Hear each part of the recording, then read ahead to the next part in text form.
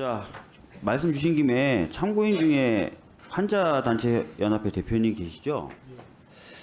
자꾸 이제 장관님이나 차관님은 뭐 만반의 대비를 다 했다. 뭐 이런 식의 취지의 말씀하시고 지금도 그렇게 얘기를 하시는데 환자들 입장에서는 어떻습니까? 아까 잠깐 말씀 중에 정부도 좀 대처가 미흡한 것 같다라는 말씀을 해주시게 됐는데 어떠십니까?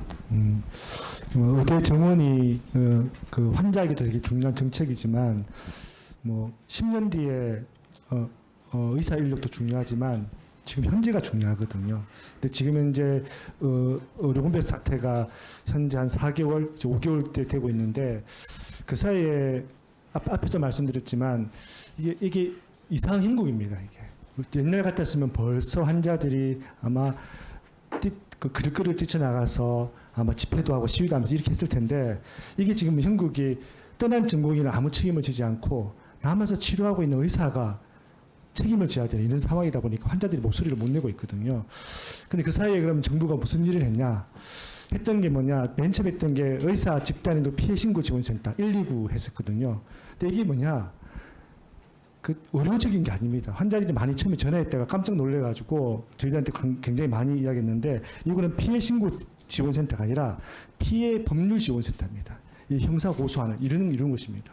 그래서 환자들이 이용 잘 안 하게 됐고 두 번째는 국립암센터에서 이제 암환자 콜센터 했거든요. 아주 원론적인 환우에서 상담할 수 있는 내용들입니다.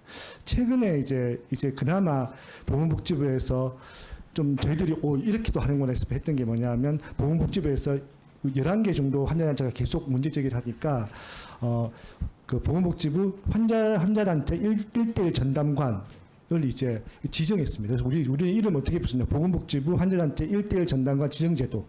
저도 이름을 이렇게 붙였습니다. 왜냐하면 여기에 있는 전담관이 국장이나 과장입니다. 과장.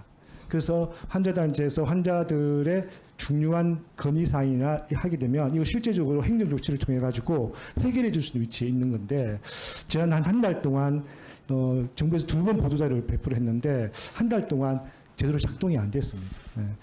제가 뭐 단적으로 말씀드리면 이제 청문회가 시작이 된다는 이게 이제 보도가 되면서 그중 11개 단체 중에 3개 단체는 이제 그저께 이렇게 처음으로 연락 온 데도 있습니다. 그러니까 저희들이 아쉬운 게 뭐냐면 정부가 환자의 피해에 구제나 이 방지에 대한 대책을 강구하기보다는 그냥 환자들한테 형식적으로 그냥 이 의견을 청취하는 통로를 만들고 해결해 주지 않는 이에 대해서 굉장히 답답한 마음들이 가지고 있고요.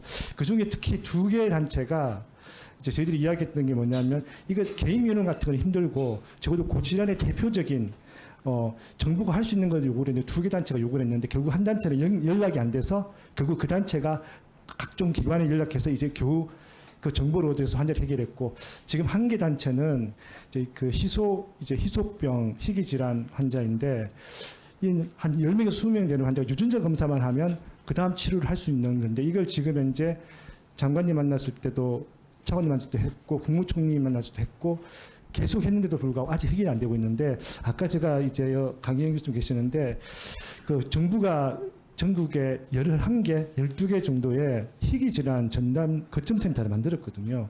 아산병원에서 전공의가 없어가지고 협진이 안 돼서 지금 몇 개월째 검사를 못하고 있거든요. 정부가 여기 서울대 있지 않습니까? 서울대 이야기해서 거기서 검사 받으면 되는 건데 왜 이런 걸 안 해주는지 이게 그냥 상식적으로 하나지만 한 개의 질환에 하나이지만 정말 많습니다. 그래서 저는 정부가 다 하려고 하지 말고 적어도 단체에서 대표적인 민원들을 요청하면 이런 문제까지 해결해 줬으면 좋겠습니다.